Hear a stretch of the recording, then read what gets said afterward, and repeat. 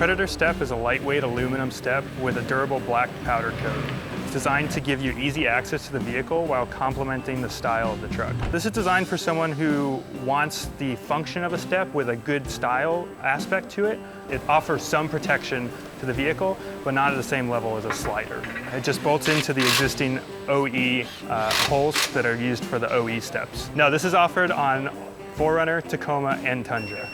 There you have it. The Predator Step is a practical accessory with styling to complement all your TRD parts. These are called the Blackout Emblem overlays. These are engineered with very durable ABS plastic, so these will last a very long time. They have this very beautiful matte finish that really complements all the other TRD accessories and brings the whole vehicle look together. All the badges that come on this vehicle can be covered with these Blackout Emblem overlays. These are very easy to install. You don't have to remove any emblems. All you have to do is take your emblem overlay, take the backing paper off, place it over the chrome badges, and just apply some pressure and you're good to go. These parts are designed from the original 3D models to make sure that they fit precisely. The Blackout Emblem overlays really bring the TRD look of the 4Runner together and really hint at the potential of what's behind this vehicle.